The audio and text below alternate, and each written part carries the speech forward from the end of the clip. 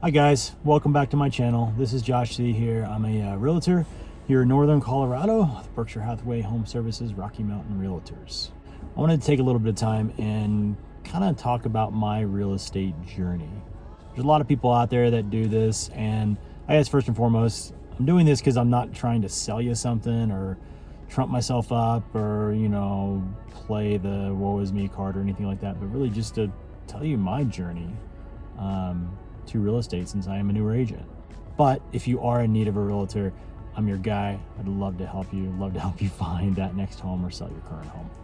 So I'm in my car, obviously, because I was going to do this outside at a beautiful park here in my area, but it's about -5 degrees outside. So thought that might not be the best thing. Hypothermia is not something I wish upon myself, and I'd like to be able to publish this video. So before we start, if you're new to my channel, smash the subscribe button, hit the like button, and tap the notification bell. That way you're notified every time I post a video. I post a video every Wednesday and Saturday on this channel. You can also check out my social media channels, Instagram @SeeItSoldJosh, and Facebook @SeeItSoldJosh as well. I'm also on TikTok, even though I haven't done anything on TikTok yet, but @SeeItSoldJosh as well. And then my phone number, cell, text, DMs, PMs, any other M's are in the description box below, as well as any links that I reference in this video are also in the description box below. So my journey. I came from education. I was in education for 13 years. I didn't go to college to get into education. I actually went into college to be a sports broadcaster. But after one of my first radio TV classes in Texas, I took, and the professor essentially told this huge class of 200 students, 9 of you will make it. I think he said 9 of you will make it in this business. You'll move 9 times within the first 10 years. Kind of just put a sour taste in my mouth. So I did that major for another year, I believe, a year and a half. And then I didn't feel it going anywhere. I felt like I had a calling, as they say, to do something else and really just do something different. So I went on a mission trip actually in my 3rd year in college and got to work with kids in Tennessee, and came back just on a huge high. I know that's normal and everybody talks about that. Oh, you do something good for people or good for your community or whatever, and you come back on this huge high, and it's the honeymoon phase and whatnot, and that's really all it is. But for me, honestly, it was something I knew I needed to do something different, with college, with my major and things like that. So I changed my major and decided I want to go into education. So I graduated, 5.5 years total. It took me a little while to get through college. That's another video for another day. But went through college, graduated, and tried to get my first teaching job. Actually my wife and I moved from Texas to Colorado about a week after we got married, and about 2 weeks after I graduated from college. I worked in retail, worked at a mall basically from about January 2008 until about June, and then really tried to push and get a job as a teacher. As luck would have it, I got into a classroom, a small K through 8, 8th grade school, charter school in Colorado, where I lived to start, and I really liked it. I taught English and language arts and social science to 7th and 8th grade students, and really liked it for a whopping $23,000 a year. It paid the bills a little bit. My wife was also a teacher at the same school, as luck would have it. And it was our foot in the door. It really was. Moved on from that school after a year and worked at another charter school, this time just a standalone high school there in Colorado, and decided I really like it here. I started out as a paraprofessional, and then within 2 months actually got into a classroom and got to teach 2 or 3 classes because another teacher had to leave for various reasons that I can't even remember now, but it doesn't matter. So I taught there for 3 years, and then moved up to Northern Colorado area, specifically in Fort Collins, where they were starting a new campus of that same school. So I got to go in as, this time, an academic and career advisor, basically a guidance counselor, but less guidance counselor-y. But really got to help start that school. I was one of 12 staff members, 200 kids, had an absolutely amazing school leader, principal to work with, and that really took me under her wing. And I have so much of what I am today is because of her, and how I go about life, and how I go about just how I treat people, and how I get along with people, and create and build relationships, and all those things I have to thank for her. There was just something about working with people that I absolutely loved, especially that first year school. We really didn't know a lot of what we were doing. We had a building, but we had nothing behind us, in a sense, as far as look at what we've done, here's who we've graduated. We hadn't graduated anybody because we hadn't even opened yet, and this is July, and we're trying to enroll as many kids as we can. And being a charter school, we didn't have any feeder schools, so we couldn't expect this number of kids, because they live in this neighborhood, are going to come to us. We had to hustle, just like in real estate. We had to hustle for every single student and family, and really not be a salesman or an annoying salesman or something like that, but really try to do our best to create a relationship. And then once we had that relationship and that trust, to build that trust so we can move forward. I remember at clear as day, we were trying to get any students in the door, just so they could take advantage of the great opportunities we had. I remember helping a mom fill out her application to the school for her son on the hood of her truck at like 7:30 at night, when the sun's about to set. It was really just this surreal, beautiful scene, but I remember it clear as day. And that's when I knew, I'm like, I love this. I love working with people. Now, obviously I loved education, and I still do at the time, but I knew I wanted to continue to work with people. I have so many memories of that school. I was there for 8 years. I watched it grow from 200 students that first year to 1,300 in 8 years, 12 staff members to start, to over 150 staff 8 years later, and had the honor and privilege of running the school for a year, up until this last school year. Incredible memories I made with staff, but especially the students and the families. Those are the memories I always remember. And I like to think I've probably played matchmaker to a few students over the years, and it's been incredible to watch them grow, and watch them go to college or go right into the workforce and get that incredible job, to get married, to start a family of their own, and to really know them as adults now. And there is one former student I had that my wife and I and our family, we're really close to them, actually. And it was a former student, but we don't look at each other as a former teacher and former academic advisor, or former student or something like that, but more on that adult level, like we're adult friends. And it's just been really cool to continue that.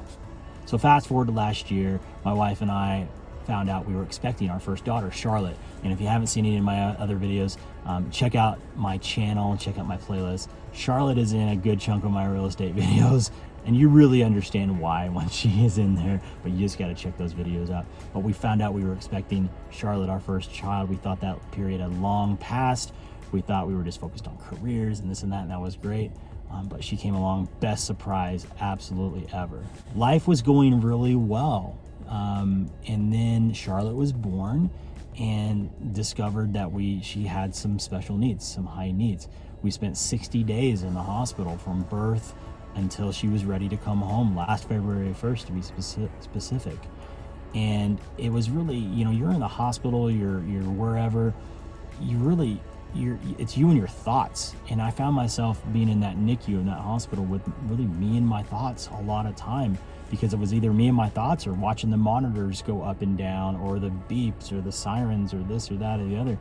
And it gave me just a ton of time to think, like, what do I want next? Do I think this is sustainable? Can I continue in education? Can I continue in a very high demanding, rewarding and job I love, as running this school? At the time of running that school, I just didn't know if I would be able to continue giving 110% to the school, to my new family, and to a daughter that really just needed a lot of help and a lot of attention. And really, I just didn't want to do it to my wife. She's so incredible, so amazing, and gives so much. So much of me just said, I can't do that to her. I can't ask her to give even more when I might have the opportunity to shift my life and shift my focus and shift my career to something that is more conducive to our new family and life situation. Most days when Charlotte came home, or even when she was at the hospital, I felt I was half there. I felt, part of me was there with the school and with the staff and students and families and running a successful school and doing all that. And the other half was with my family. And something really just had to give. A lot of times it was just juggling the next doctor's appointment, the next therapy appointment. And by that time, everything had gone telehealth. So it was honestly even much more exhausting to try to do an appointment, because we were having to facilitate everything and the logistics of everything. And it's just a mess. Anybody that's done telehealth with a child, it's very helpful, and you're thankful to have that technology at your disposal, but at the same time it's just really tough and really exhausting. So then the pandemic hits, and everybody has their own experience of what it was like and what it's been like. May 2020 rolled around, and I started really asking myself those questions. Can I do this again? Can I come back for this next school year and give 110%, because that's all I know how to give, and still take care of my family and still be there for my wife, for my newborn daughter? And I gained a lot of clarity, honestly. So I started really thinking about, well, what could I do? Well, I love working with people. I feel I'm really good at creating, building, and cultivating relationships. It's really what I know and what I feel I really, really do best. And that's where real estate kind of started knocking on the door.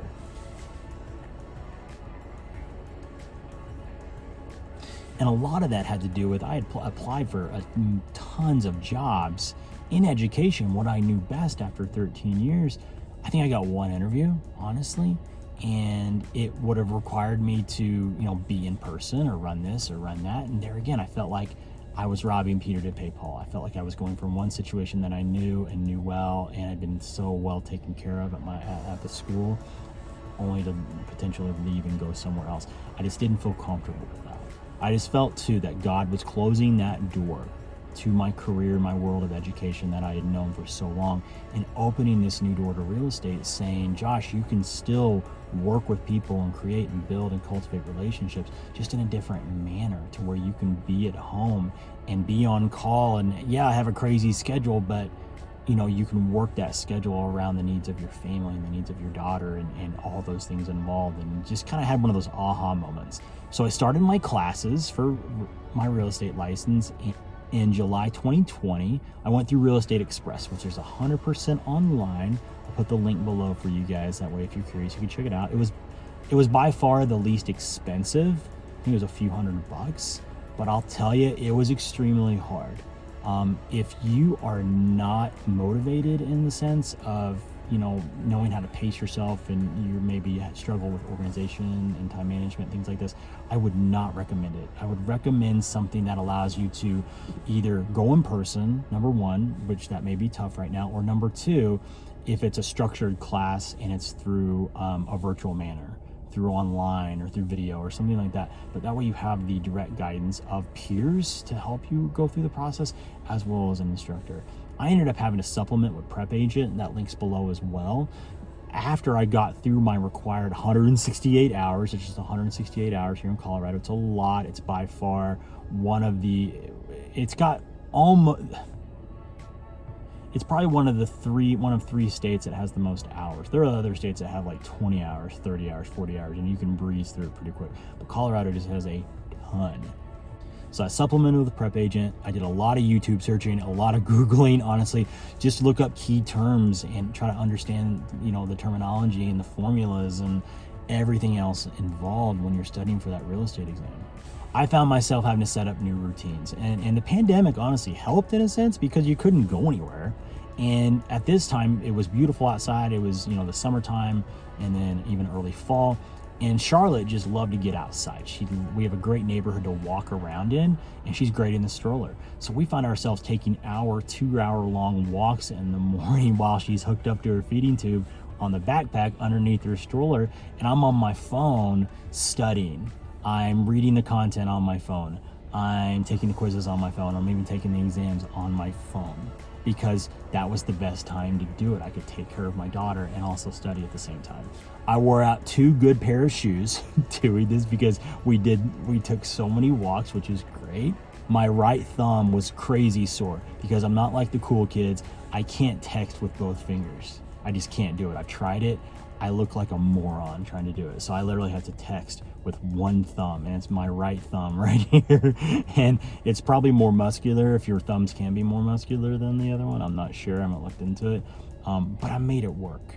After I finished the courses, 168 hours worth, I started prepping and studying for my national and state exam. This is where I really utilize Prep Agent for sure, and YouTube a lot for just studying, because the prep area for Real Estate Express, honestly, it's just not the best. It's out of date. You're gonna find that a lot of the materials like 10, 15 years old. They use terminology like fax machines and things like that. So if you get the idea of faxing things, you catch my drift. Who faxes anymore? If you do, comment below. But that tells you kind of how dated the material is. So I signed up. I took about 3 weeks to study, 3 or 4 weeks to study, and I'd signed up for my test. It was through PSI, so Colorado tests are through PSI. It was here in northern Colorado, in Fort Collins actually, and I had to go down this creepy long hallway that was super narrow and stand outside. So, you know, my anxiety is already high a little bit trying to sit for this test that is going to be incredibly hard. I also got to go through this creepy hallway. It was probably the hardest test I've ever taken, I'll be honest with you. It was long. So the first part of the test was the national exam, was 85 questions. Then I got to the Colorado portion, the state portion, which was another 75 questions. Then the national portion had really complicated questions. Think a lot of except this for then that. I mean, just things to throw you off, okay? A lot of times I will tell you, out of the 4 answers, they're all multiple choice, out of the 4 answers, there is one that is always, there's no way, no how it's the right answer. So then you go to, instead of 4 choices, you have 3 choices to come off of, which that really helped me to kind of narrow it down. And I found myself narrowing things down the entire test. So I get to the end of the test, I click submit. The state portion, I'll tell you, for Colorado at least, the questions were very simple. They weren't as complex in a sense. So I thought I did really good on the state portion, and I thought I just bombed the national portion. So I hit that submit button, I scroll down, I see my scores, I see a pass for national, which blew my mind. I scroll a little further and I see fail for state. Oh, I failed the state. I get my printout from the proctor, and I'm starting to look at the answers, and they don't give you the exact questions and the answers that you put and what the correct answers is. So that kind of stinks, but it does tell you how many questions you got right and how many you needed. I missed 1 more question than I was allowed. It sucked. I was so mad. I was saying a lot of bad words in my head, not out loud, because I was so mad. I had missed it by 1 lousy point, 1 lousy question. So I signed up again. I took the retest again 4 days later. Luckily, I passed the national, so I didn't need to take that again. So I just had to retake the state portion, which was really good, honestly, because taking the national and the state in one sitting, it was pretty exhausting, I'll tell you. So the fact that I didn't have to retake the national and could just focus in on the state portion was huge. It's timed, granted, but it just helped me a ton. So I took that state portion, did some different techniques, hit submit, failed it worse actually. I got 9 more questions wrong than the previous test, than my first test. I was a little dejected, to be honest, but I wasn't gonna give up. Got in my car, got on my phone, looked at the next test date. The next test date I think was 7 days later. So I went home and I took a different strategy this time. I studied, but I really just studied the portions that I didn't know. I tried not to fill my brain with all the information I knew I was going to get right or I felt really confident on, and just focused on those areas that I was unsure on. So I get in the testing room, I'm ready, 3rd time's a charm, right? So I sit down, I take my test. I took a different strategy this time.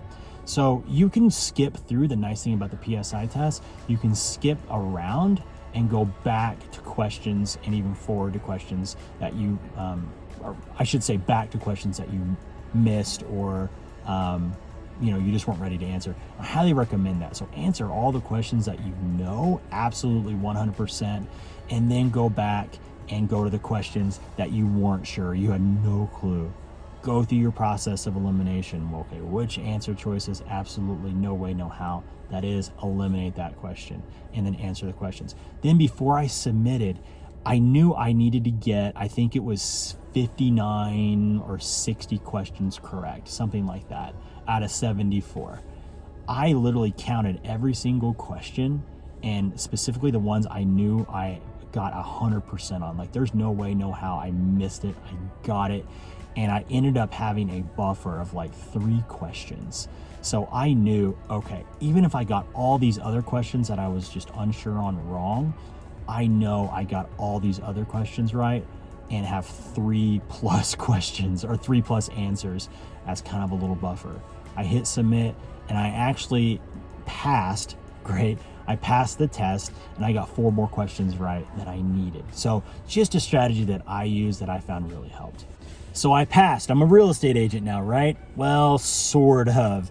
The next journey is really the next chapter in this video series on, well, what happened next? What did I have to do? What's a brokerage look like? What's paperwork? How do I get my license from the state? How much does it cost? Etc., etc. So my next chapter in my real estate journey is another video, and I'll post that here pretty soon. So you want to make sure you hit the like button, hit the subscribe button, tap the notification bell. That way you know exactly when I post it so you can check it out. This is Josh C., Realtor with Berkshire Hathaway Home Services, Rocky Mountain Realtors. SeeItSoldJosh.com, Facebook and Instagram at SeeItSoldJosh, and then my phone number and email is in the description box below. You guys have a good one. We'll see you next time. Thanks for watching.